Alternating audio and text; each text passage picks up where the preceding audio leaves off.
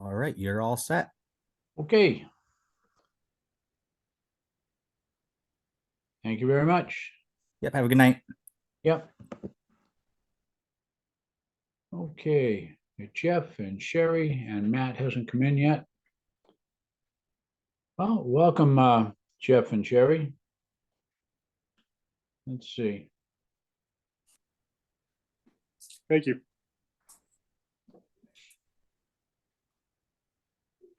Yeah, we'll it'll come in.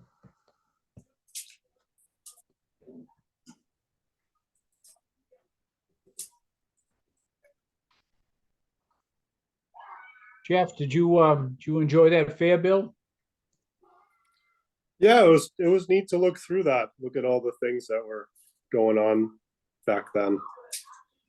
The To the local 4-H annual award ceremony Sunday. It was held up at the Bridge Center, and it was just like reading the fair bill. The kids got premiums for different. I never really knew what a premium was, but I guess it's just another word for an award, cash award. So, but they do pretty well. So it's pretty neat.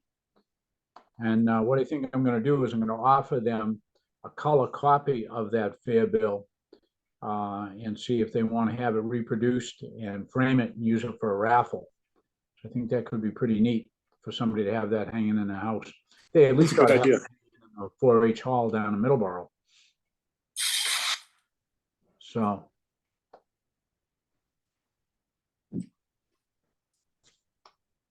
Yeah, it's got some attention on the Facebook page too. So yeah, looks good. okay. I don't know if you heard what I was just talking with Josh about. They're still moving towards hybrid Zoom and personal meetings. And I guess there was some training involved or whatever, and hopefully they're going to come out with a blanket statement to all the town boards and commissions next week. But we've been hearing that for a while, so we'll see if it's really going to materialize. Nice. I picked up a, while we're waiting here, I'll see if I can bring it up.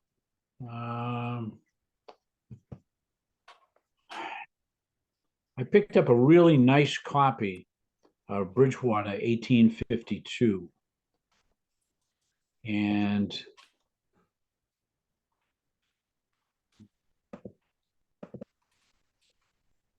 let's see now if I can find it.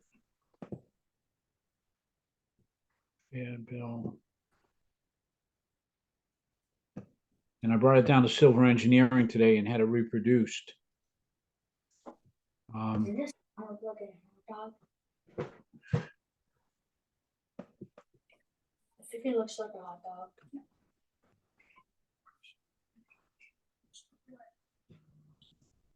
Oh, wow.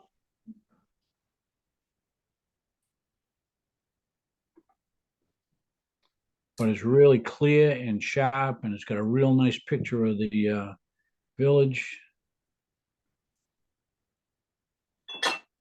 It's not in my email. I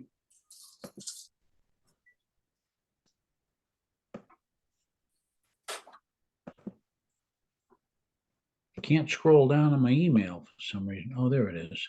Yeah.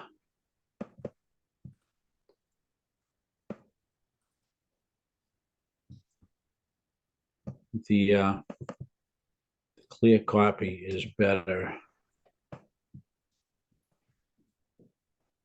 It doesn't blow it up that far, but as you can see, it's 1852, and if anybody, it's not torn in any way. You're gonna have to wait. And a really neat picture of the village. I picked up a couple neat pictures. Okay, so well, let's put this aside for a second, and I'll start telling you about new stuff that's come up. Um, I tried tracking down the supposedly the mass burial graves up at the Scotland Cemetery. And I say mass burial, maybe just two people in a grave. I have no idea how many people were there. So I got a hold of the folks over at Buzz Around again, and she sent me a neat email, kind of explained things a little bit. Maybe I got a little carried away and when I read the story, but it's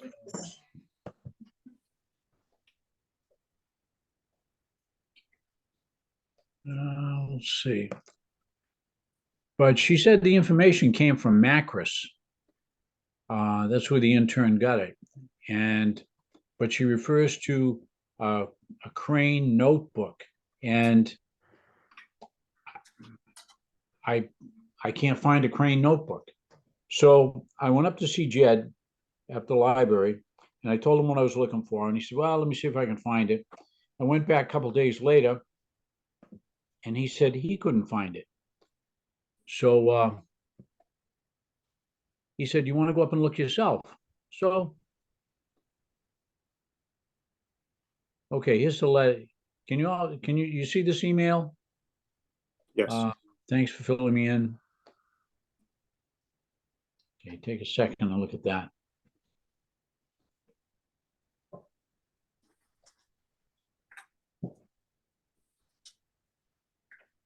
Hi, Sherry.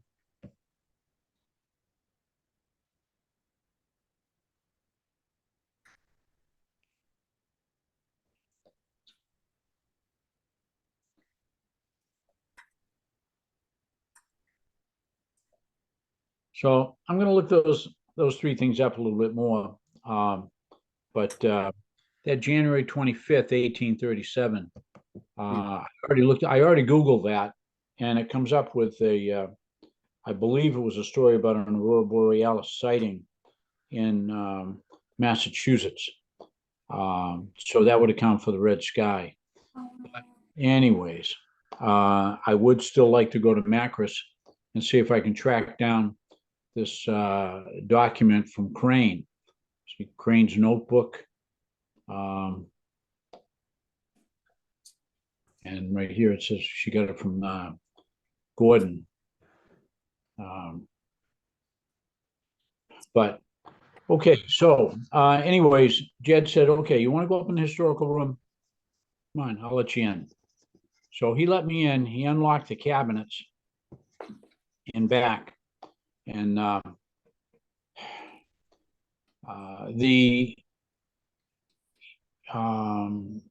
the lady we had working for the town as the archivist, she did a tremendous job organizing and packing all of this historical stuff in some books and not books, boxes, and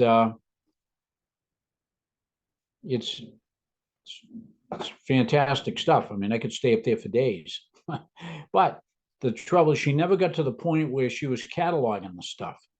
It's just unorganized in boxes. So the stuff is there, and it's really unfortunate on the part of the town. All of the stuff is there, but nobody can access it. Jed's ultimate goal is to get it online, but you've got to have an archivist to catalog the stuff and put it into some kind of a index so that people can look things up. And then I'm sure he's going to run into the same thing that Merrily ran into. I think I mentioned that the town reports, she had an intern scan all the town reports. I think it's like 1844, right up until a couple of years ago. And she had them all scanned, and then she went back through the IT department and said, "Okay, we're all done, put them up." And she showed them what she had, and they said, "We can't do that. We don't have enough room on our website." So she was pretty frustrated by the whole thing because this intern had spent many, many hours doing this. So what she did, she turned it all over to the special collections, Weston Kingsley at the college. So if you want to look up something on a town report, you go to special collections and they're all on there. I guess they have enough bandwidth so that they can show all of those things on there. So that's where our town reports are. Now, I'm sure Jed's going to run into the same thing when he starts scanning things in the library, unless something new happens.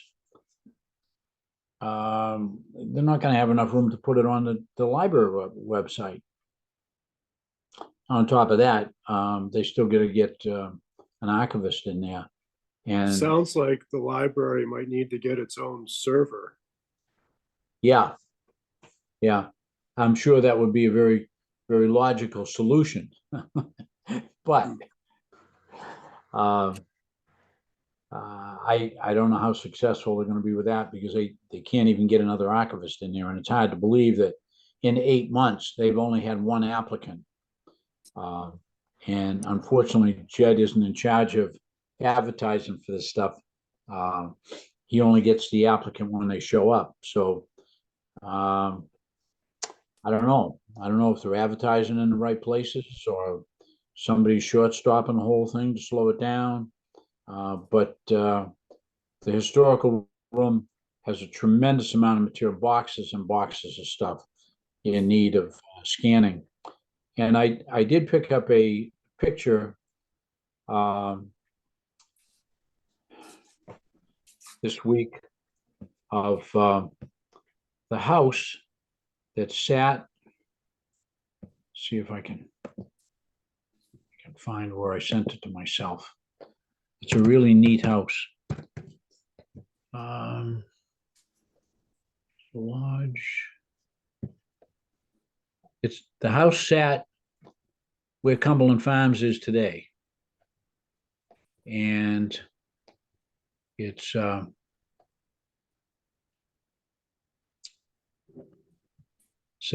best picture yet. It sat up on a hill a little bit, and I found it in one of the boxes.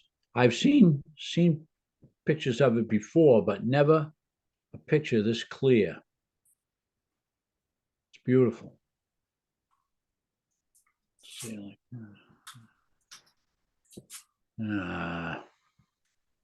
This is the Cumberland Farms next to that car wash. No, Cumberland Farms in the center of town, Oh, okay. in between the Virginia block there and Estabrook and Chamberlain. And I thought I found it.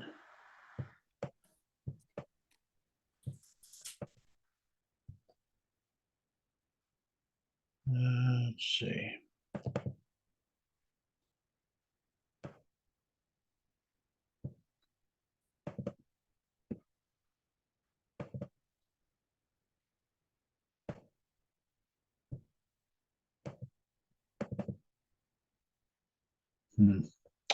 No, it isn't coming up there.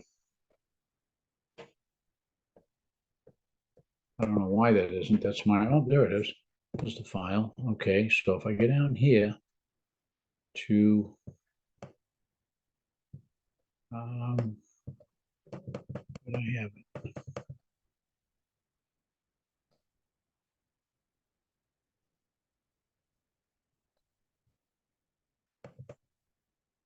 I don't mean to take up the whole night with show and tell on this.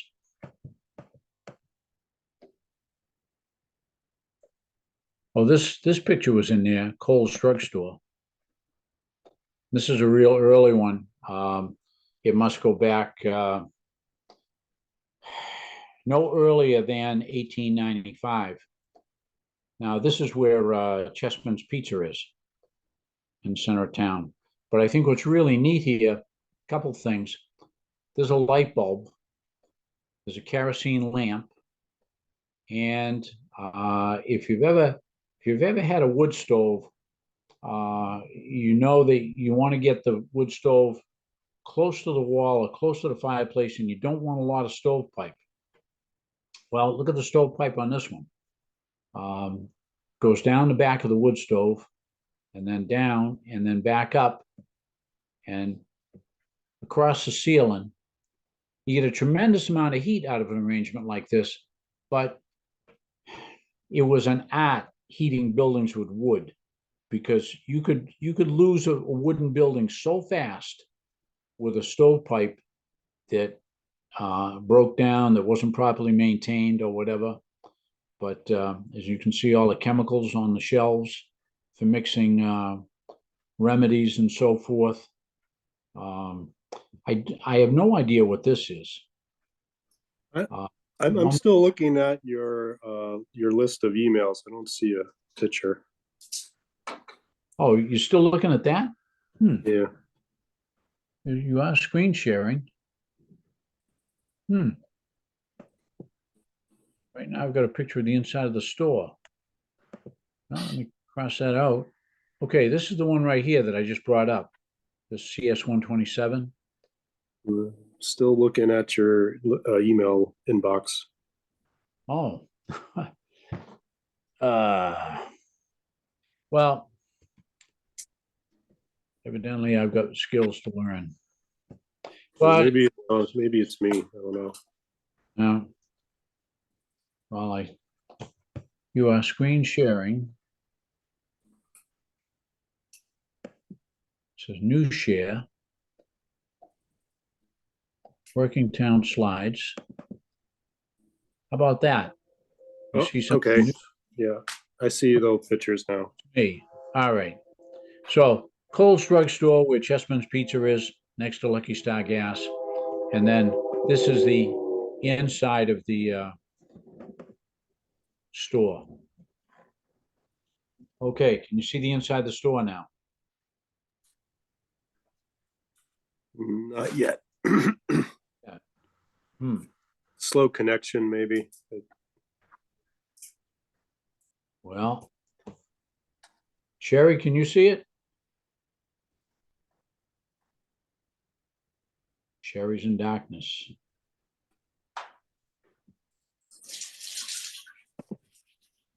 That's too bad. This picture was in that box also. This is probably the clearest original picture that I've ever seen of Cole's Drugstore. This is beautiful, but you can't see that either. I can see all the thumbnails of Yeah. all the pictures, so they do look really good. Says I'm sharing. New share.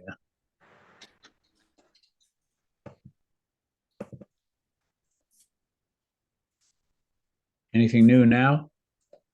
Yeah, I see Cole's Drugstore Okay, good. outside. I guess I got to click the top of the screen. You see the inside now? Yeah, yep, it's neat. Okay.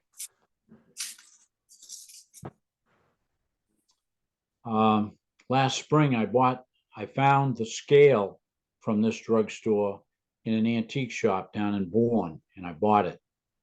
Hopefully I can find a place to display it in town, but it's a regular balance scale. It's pretty neat. Cool. So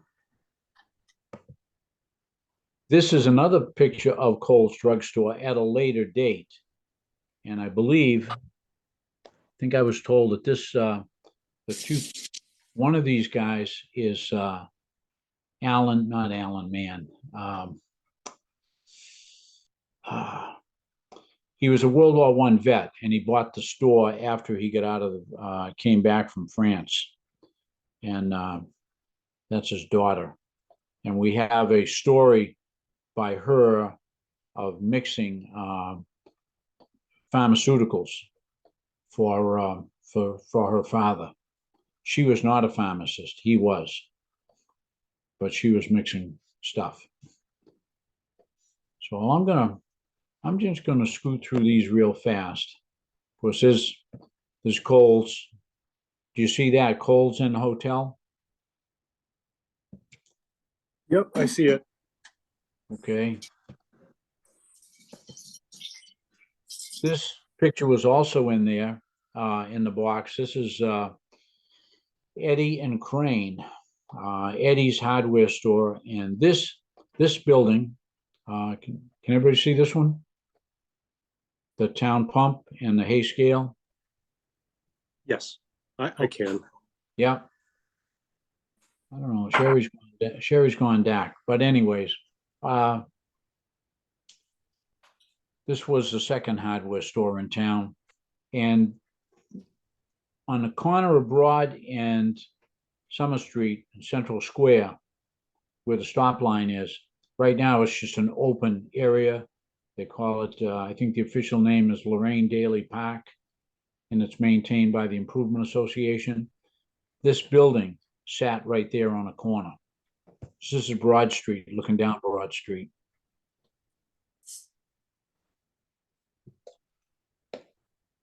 And it's supposedly, this sign is sitting in a barn on Summer Street in the area of Summer and Covington Street. I know I was working on,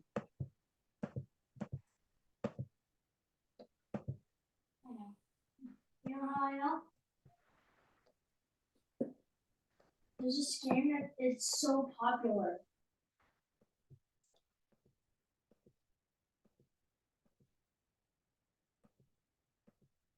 and I was right in this general area. I had stored that picture.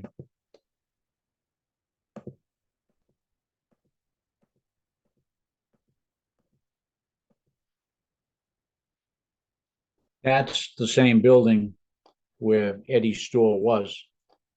When this building was built that you see in front of you, it was incorporated.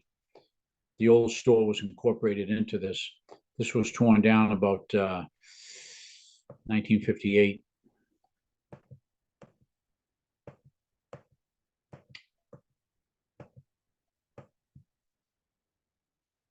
The house that I'm looking for sits up on the hill right here. This is Broad Street.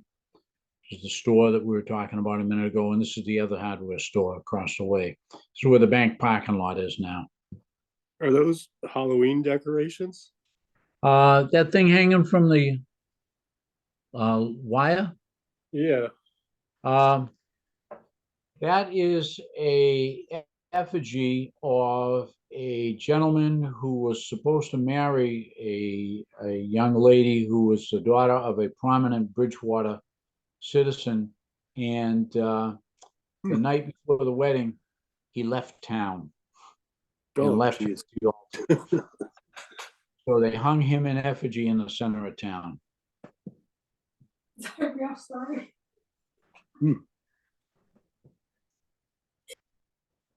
No, you can't quite see the house. This is the house that I'm talking about.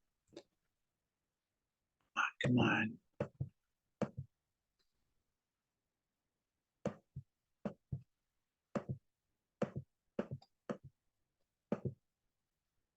This is the inside of the other hardware store. And again, this is the one that was in the bank parking lot. And again, the stovepipe going halfway across the store and up through the ceiling. That is just so scary. If you've ever had a wood stove with a chimney fire, that building would have gone up in a heartbeat. But yet that building stood from 1775 up to about 1928.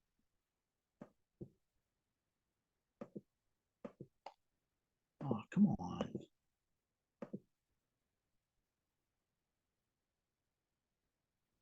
This is the house I'm talking about. This is Broad Street, Main Street.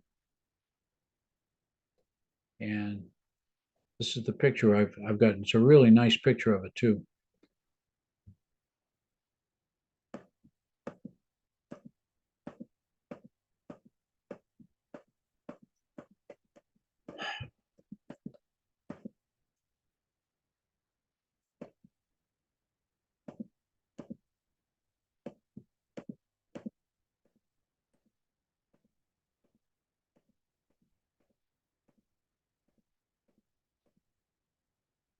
And from the 1850, here it is, you can see it.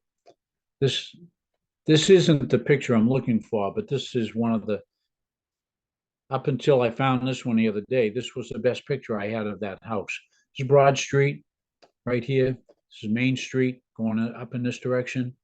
And this house sat up on the hill. And the 1852 map lists the owner as C.C. Gilbert.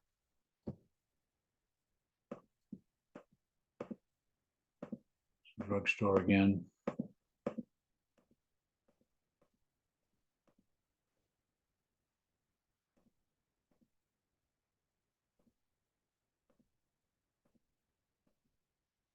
This, I'm sure you've seen pictures. This is the Virginia Block, 3-story building that sits where there's just desserts is in this the lower floor. But this building burned in 1923. But this building was built around that house that I'm looking for, that I'm talking about. And that house stood behind this building up until the mid 1950s.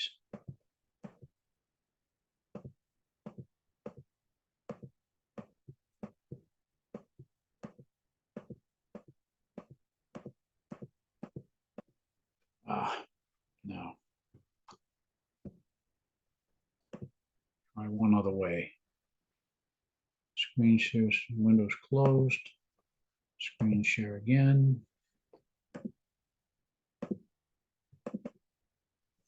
And we'll scoot down here real quick.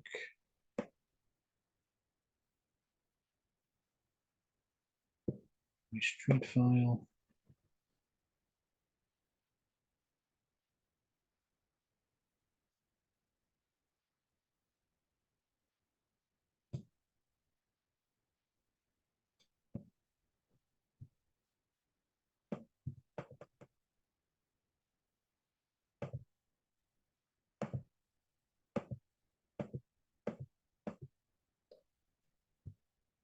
Well, I'm just about ready to give up this search.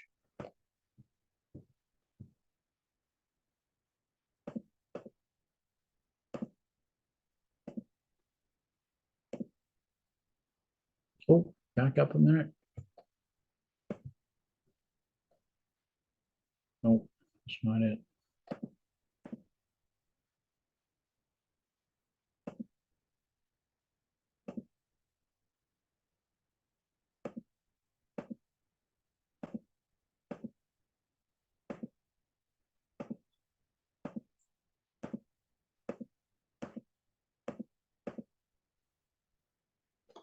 There it is, right there.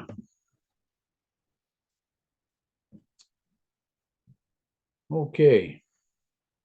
Can you see that one? That's showing up on the screen share? I think it's still loading for me. Oh, So, okay. No, not yet. That's Sophie was a whole person, a tiny baby wolf person. She was a tiny baby wolf. She's a wolf. Okay, I'm gonna change my location in my house for a minute. My granddaughter just came in.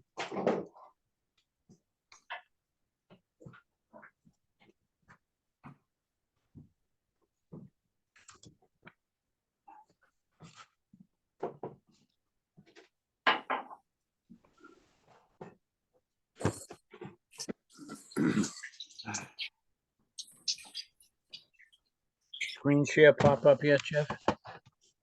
No, not for me. I'm still looking at the thumbnails. Okay. Well, let me back up to the.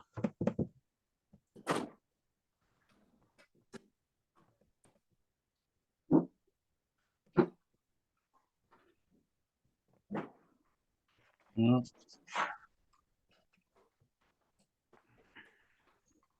almost like mine's locked up now.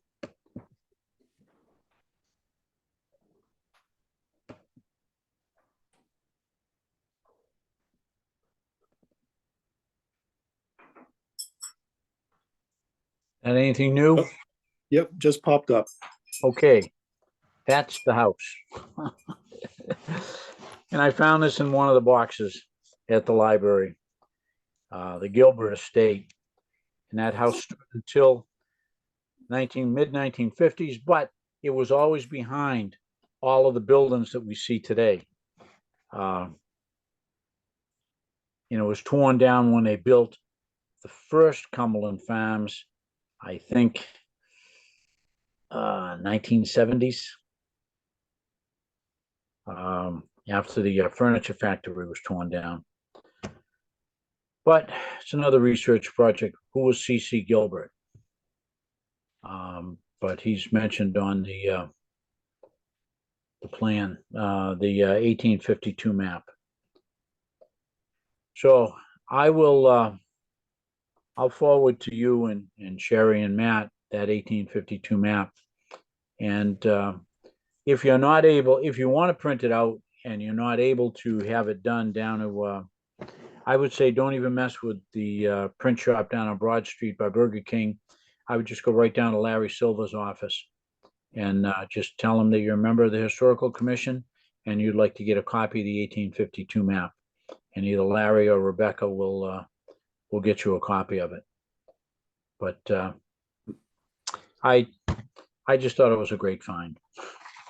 Yeah. So sitting around here.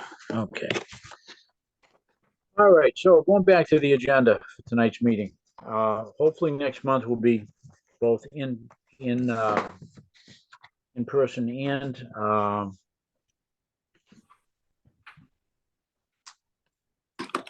hybrid, Zoom. Stop screen share.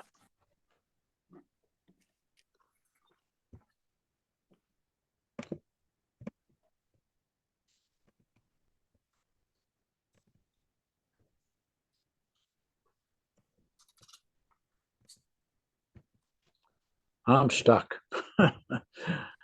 I'm trying to get back to the screen.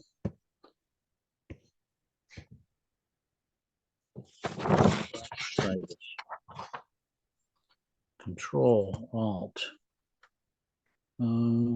delete. All right, task manager.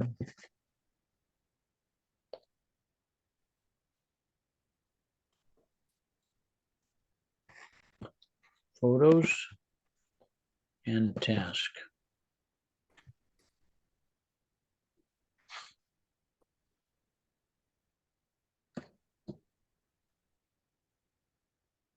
Screen sharing has stopped. Yep, that's good. That's what we want to do.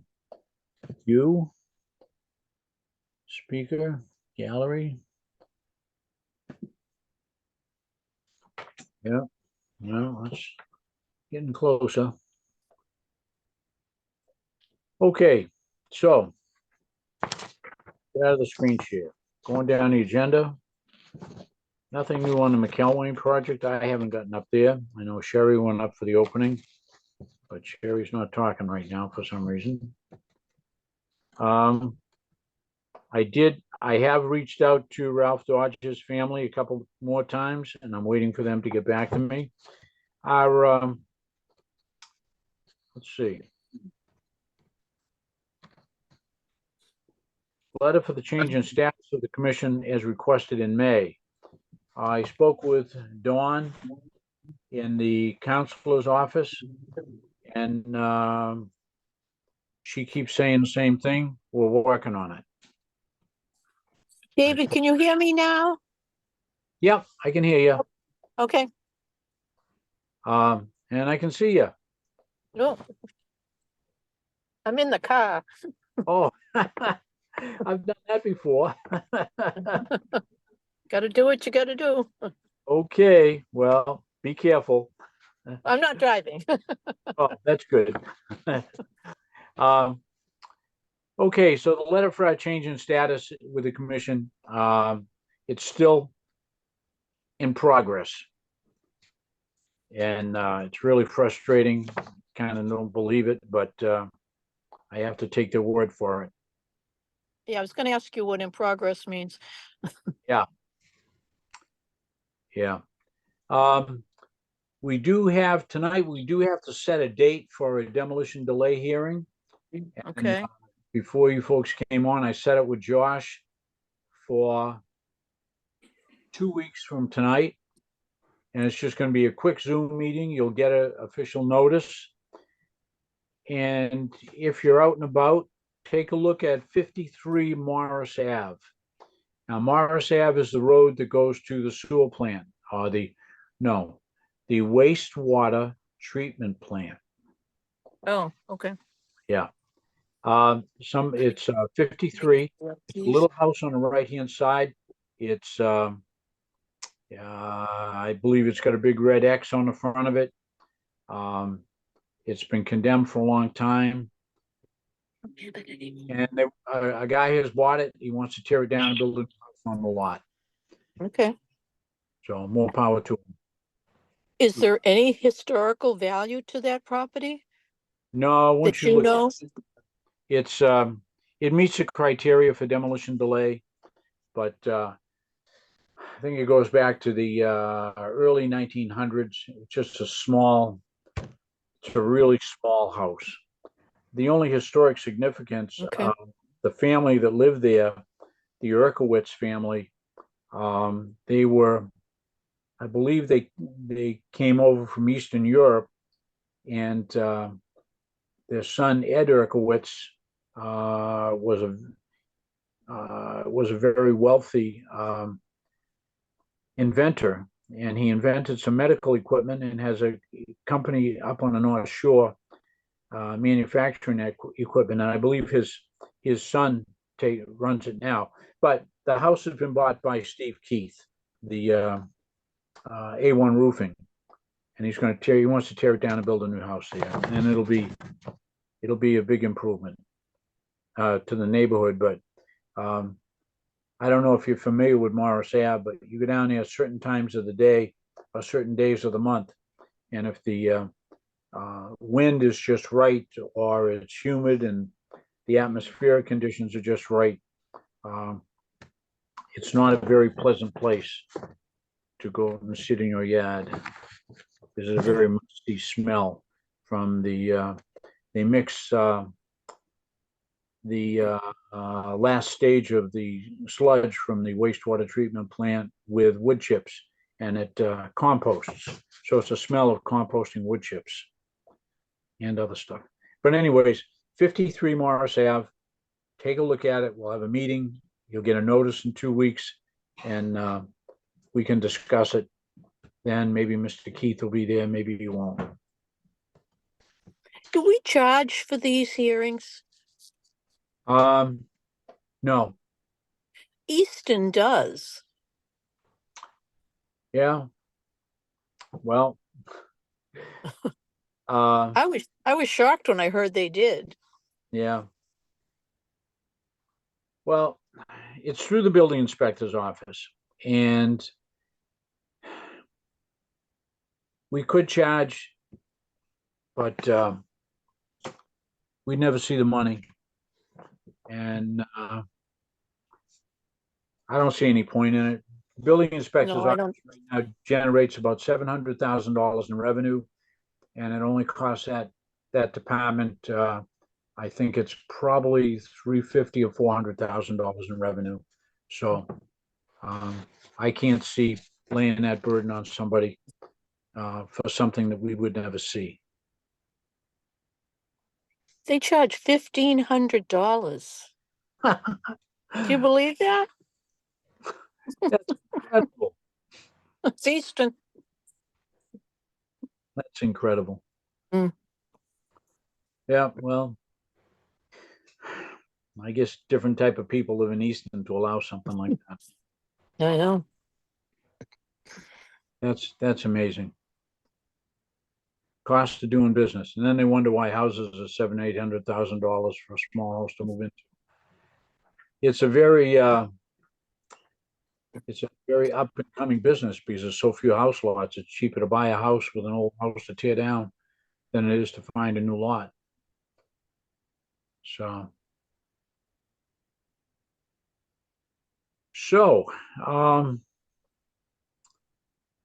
I've been doing all the talking. Jeff, do you have anything new on community preservation?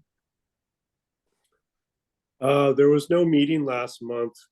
because we didn't have quorum, so nothing new. Oh. Yeah, okay. Merrily, the town clerk had suggested that I approach community preservation for some, she called it an archival sleeve to put that fair bill in for preservation so that it could be sent somewhere such as the library. But we discussed that a little bit. At least the library isn't selling the stuff now. They're hanging on to it, but it's stuffed away that nobody can see it. There's no archivist. So, but Carlton thinks it's it would be a good legitimate request. Oh, there's another thing that's come up. It isn't down here on the agenda. In my quest to get Bridgewater named as the oldest iron making community in the United States, I contacted Mass Historical. They sent me over to the Society New England Society for Industrial Archaeology. And I had contact with them years ago, and I did a tour for them at the Iron Works and at Perkins Foundry. And it was just coincidental that when I got a hold of them, they said, gee, this is funny because we are planning on going to Bridgewater again in the spring. I said, well, let me help you do that. So they're in the process of putting together their newsletter now. And it'll probably be in March or April. And the way we did it last year, we had a tour of the Ironworks site. Hopefully by then the bridge will be done. It was supposed to be done in November. And then we'll have a tour of the Henry Perkins Company. And I went down and spoke with Tom Perkins, and he's going to make it possible that the group can see some iron being poured. Oh, So I think that could be a lot of fun. I brought my grandkids down there a month or two ago, and because I didn't know how long they were going to be open. And I worked there years ago, and it's a really neat thing to see them pour on iron. But Tom Perkins said 1 to 2 years they'll still be there okay. while they're working on the plan. So that's I should have some paperwork probably after the first of the year on the planned date, end of April, end of March, beginning of April. And they were talking about having a break in between the two tours and going to one of our finer dining spots, maybe Burger King or the pizza place across the street to have lunch, but we'll see.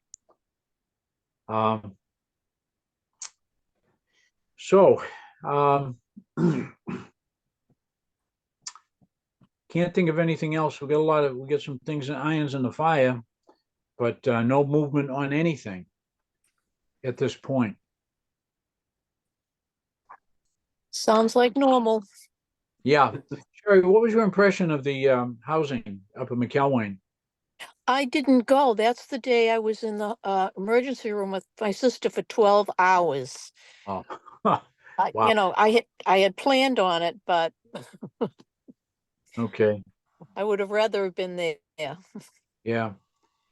I have been in contact with them, and they're in the process of putting together a plaque for William McElwain. Oh. And I saw the lady who's the head of the Old Bridgewater Historical Society right now, Mary. She used to be the reference librarian at the Bridgewater Public Library. And O'Connell? yes, Mary O'Connell? Yeah. Yeah. She's she was talking with the people at McElwain. And they were trying to beat the Bushes for some information on William. So, and that'll be featured in their next newsletter coming out from the OBHS. Okay. Do you So- know what the significance of the shoe? To me, it looks like it's flying. Is that right? Yeah, that's what it looks like. Okay. There was a flyer that went out, and it gave a brief explanation as why it's a flying shoe. Okay. McElwain was a pioneer in the shoe industry. He was the first manufacturer in the area to make shoes year round. There was something about a $3 shoe or a $2 shoe or something. He was the first to do that. So he was a pioneer. But why a flying shoe? I don't know. Okay. So it's not my interpretation. It is a flying shoe. Well, I'd probably get in trouble with somebody by referring to it as that, but it sure looks like a flying shoe. Okay. Somebody spent a lot of money on that thing. So you gotta look at it through the eyes of an artist. Okay. It's a flying shoe. Yeah. Okay. Any other questions, Jeff? None for me, thanks. Yeah. Okay. Well, hopefully next month, we'll have a meeting in 2 weeks for the demolition delay. And then we'll have a meeting the week after for our regular meeting. We'll go back to the third Tuesday. It was my screw up this month, and I totally forgot about it. You sound like me. Yeah.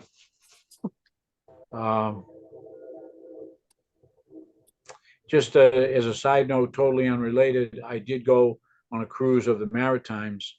I went Bar Harbor, Halifax, Sydney, Charlotte, Port, Peggy's Cove, and up to Quebec. Wow. Great cruise, really neat itinerary. The towns we stayed in or saw, it's great. You know, later on in life, after you get rid of the kids and you want to do it, Jeff, go for it. But it was Now I pretty. just got to get rid of the grandkids. Yeah, yeah. Holland America, I wouldn't recommend them. My wife has a gluten allergy, and first night there, she was exposed to gluten. So she suffered from gluten poisoning through the whole trip. Which just makes her have to stay close to the bathroom. So, but and there was I've been on a number of other cruises, American Queen, up and down the Mississippi and Snake River, Columbia River, and so forth. And the food was excellent. There was nothing that I wanted to go back and have seconds on. Too I bad. tried something different every night, and it was just, yeah, okay. So I wouldn't recommend Holland America, but I would recommend the cruise of the Maritimes, which was pretty neat. One thing I did see, I looked for was homeless people. They have trouble with homeless people in the Maritimes just as we do here. So it's nothing that's unique to the United States. And they're always blaming the other guy. In Nova Scotia, they were blaming the homeless people coming out of New Brunswick because Nova Scotia has better benefits. So, but there were tents set up in the parks, and they were much cleaner and much neater than what you see in Boston. But they were still there. Even in Quebec, there were homeless set up in the park in Old Quebec. So it's an international problem. So Too bad. yeah, it is. I don't know what they're gonna do, but I'm not worried about it. There's nothing I can do about it. So if we have no more questions, and I will forward those, I'll forward that 1852 map to you. And it's, I was really excited to come across it. And I'm probably going to give it to the college because the library has a copy, the public library, but again, public library, it's all locked up. Nobody can see it. And then you send it over to the college and yeah, you can access it, but you can't drive to the place and park. You have to park down the hill in the parking lot and walk up the hill to the library. So, but, another thing, Perkins Foundry has turned all of their old archives over to the college. They Oh. were picked up last week, and I was talking with Austin Kingsley, and he told me all about it. So that's where all of this stuff is going to end up.